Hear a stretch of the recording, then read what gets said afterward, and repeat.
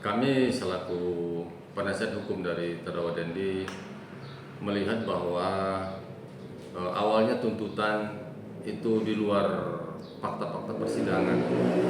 Tuntutan itu sangat tinggi, terutama beban tentang uang pengganti atau kerugian negara yang diberi bebankan kepada terdakwa Dendi, yaitu 35 miliar, 32 miliar. Itu adalah hanya berdasar dari keterangan dari satu orang yang bernama Fikri.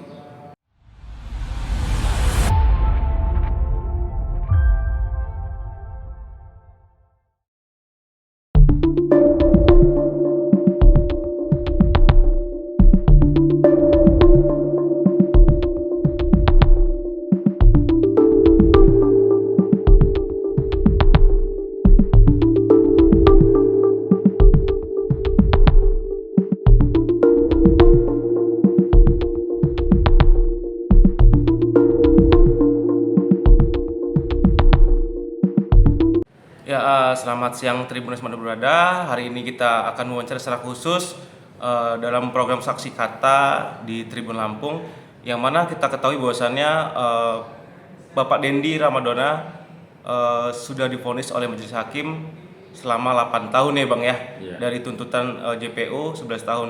Dan saat ini kita sudah bersama dengan Bapak Sopyan Sitepu selaku penasihat hukum dari Pak Dendi Ramadona, mantan Bupati Pesawaran. Selamat siang nih Bang. Selamat siang, Assalamualaikum warahmatullahi wabarakatuh. Tadi pun Ya, Bang Sopyan gimana kabarnya hari ini Bang? ya baik, luar biasa hari ini kabarnya. Alhamdulillah Bang ya.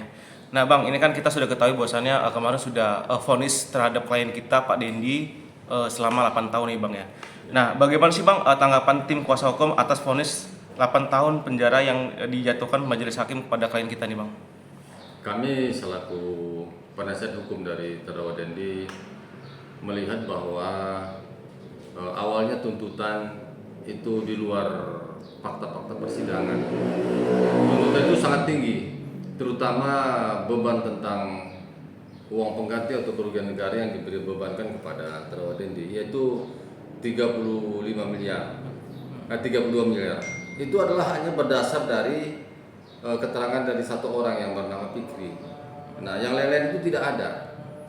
Oleh karena itu kami lihat ini sudah bertentangan dengan prinsip-prinsip pembuktian sebagaimana yang diatur oleh KUHP. Satu saksi bukan saksi.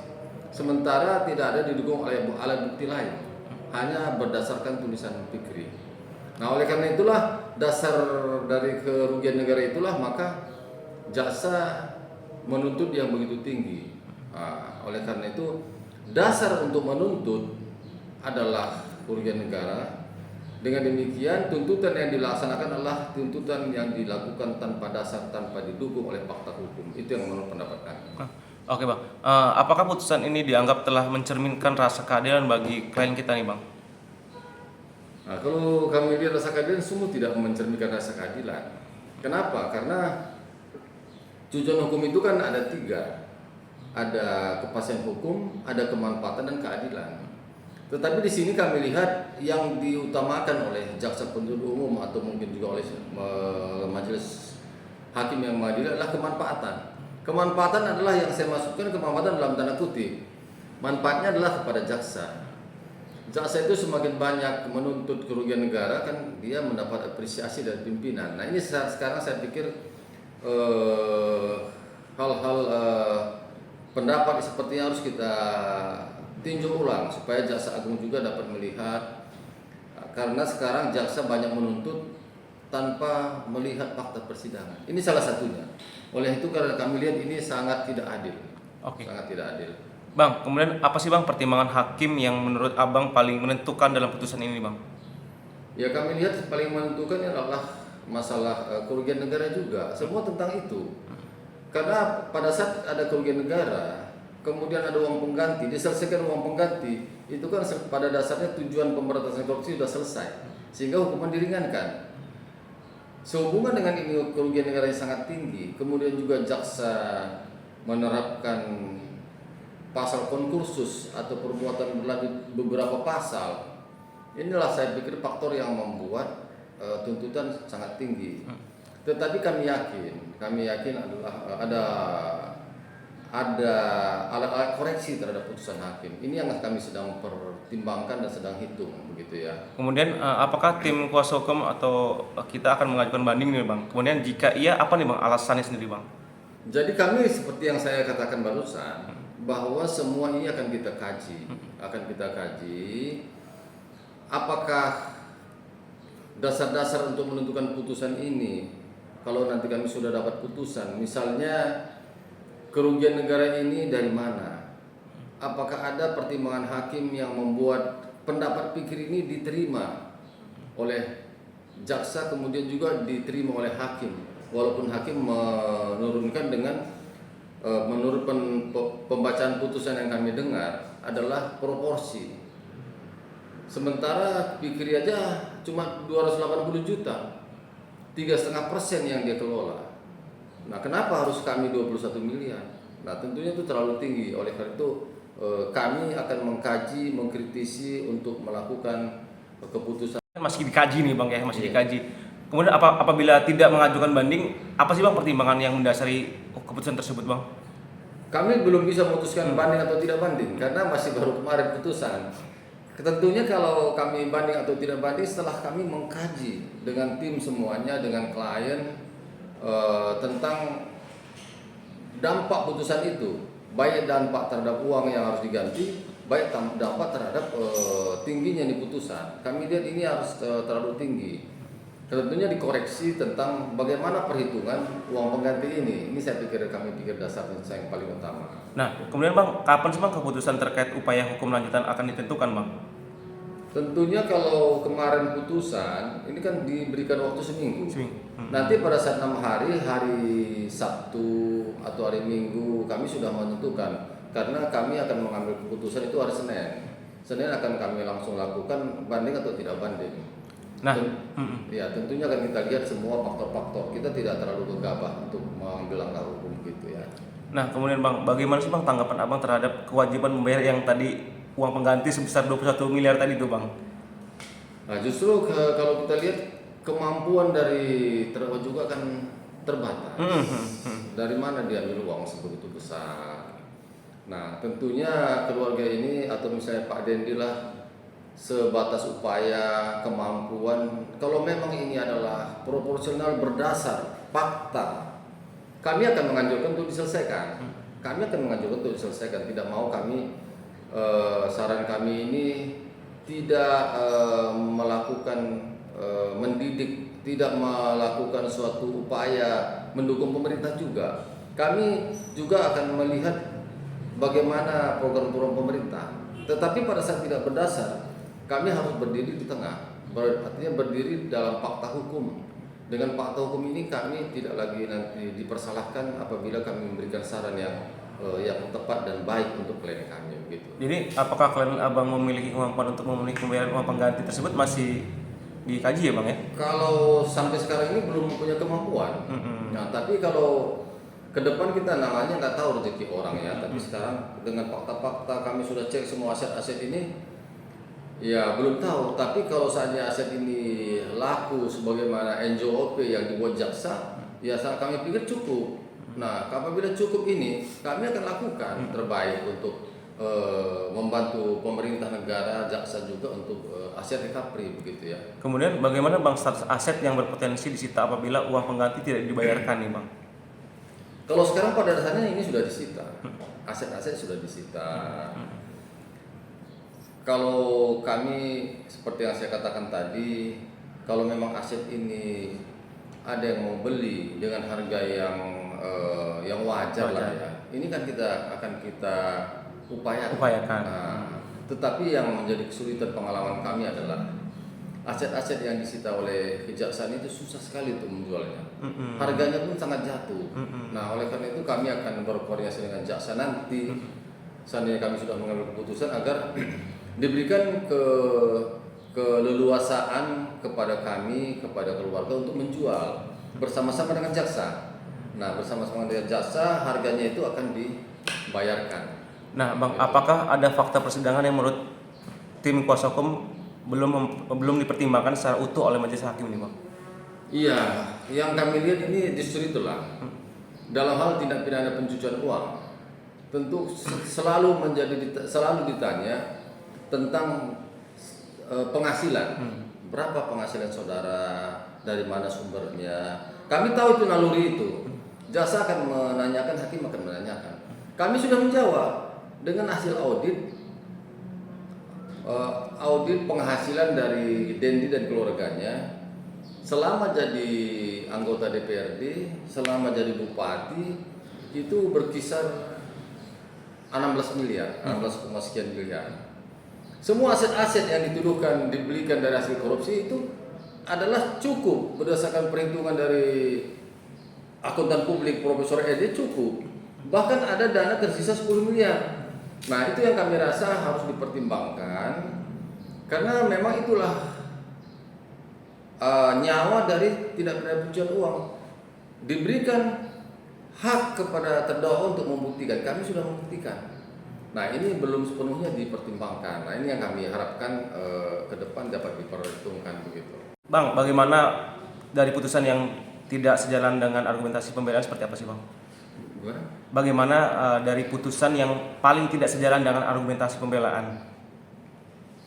Kami dari awal menyatakan bahwa jaksa itu, JPU itu menuruti sepenuhnya penuturan atau ungkapan Fikri. Sementara beliau sudah GC, artinya sudah saksi mahkota dia ini. Tentunya akan memberatkan dari terdakwa. Tentunya dia akan mempertahankan status GC-nya agar terdakwa berat. Nah, inilah yang menjadi pedoman jaksa sepenuhnya. Hal ini sangat bertentangan dengan kepastian hukum dan keadilan. Nah, ini yang kami sangat merasa perlu menjadi pelajaran bagi kita semua, karena tidak fakta atau tidak kebenaran yang menjadikan jaksa melakukan tuntutan, begitu juga hakim. Nah, ini mau terbalikan fakta dan kebenaran dan merugikan terdakwa gitu. Oke, Bang, selanjutnya Bang. Bagaimana sih Abang menilai pembuktian unsur tindak pidana korupsi dalam perkara ini, Bang? Ya, pembuktian unsur tindak pidana korupsi kita sama-sama ketahui, jaksa itu berdiri di atas hukum. Karena apa? Karena jaksa, ya, apa yang dilakukan itu selalu dapat dibenarkan hakim. Karena dalam tanda kutip hakim juga enggan bertentangan dengan dakwaan atau tuntutan jaksa. Nah, itu dia sudah menjadi suatu kesatuan lah. Sedikit-sedikit aja hakim berani menunjukkan kebenaran. Vonis hakim lebih ringan nih, Bang, dibandingkan tuntutan jaksa nih, Bang. Menurut Abang, faktor apa sih, Bang, yang membuat majelis hakim menjatuhkan hukuman lebih rendah nih, Bang?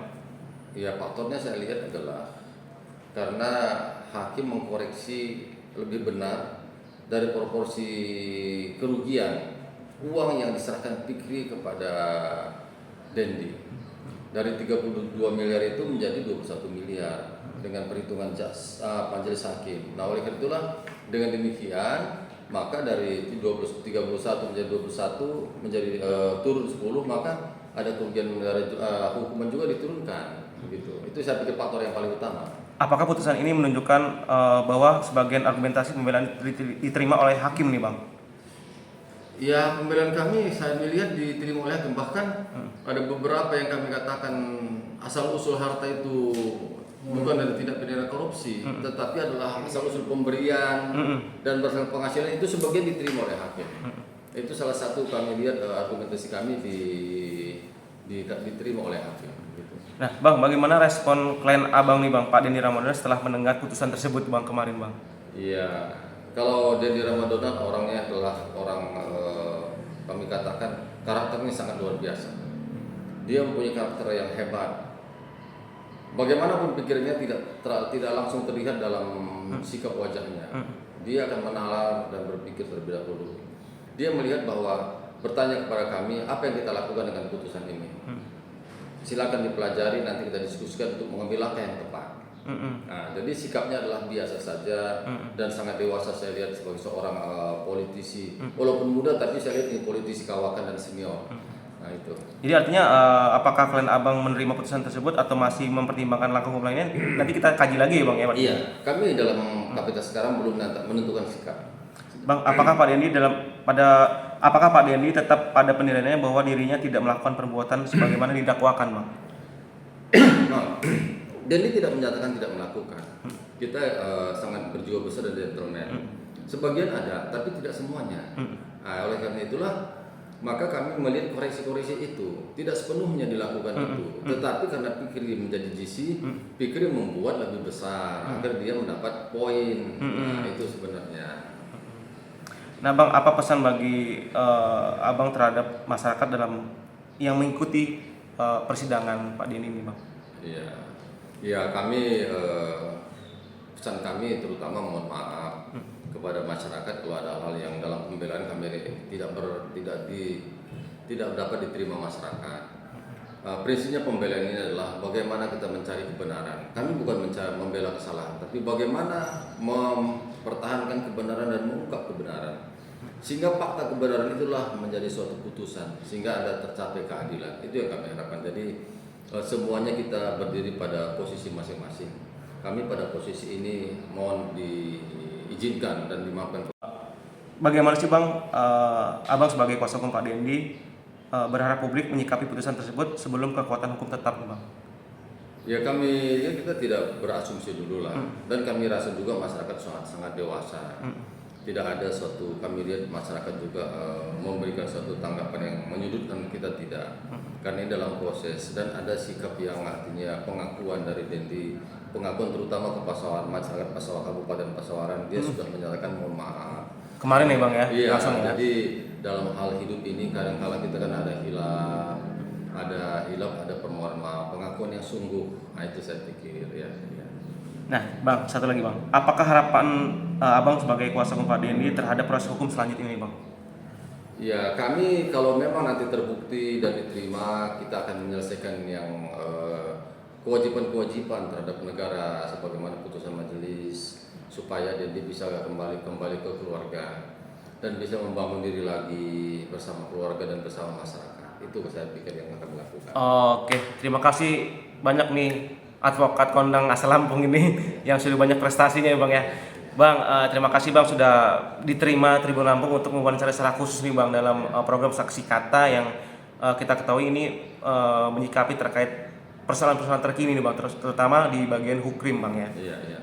Terima kasih banyak Pak Sofyan Setiapu dan semoga sehat selalu, Pak. Iya, terima kasih. Assalamualaikum warahmatullahi wabarakatuh.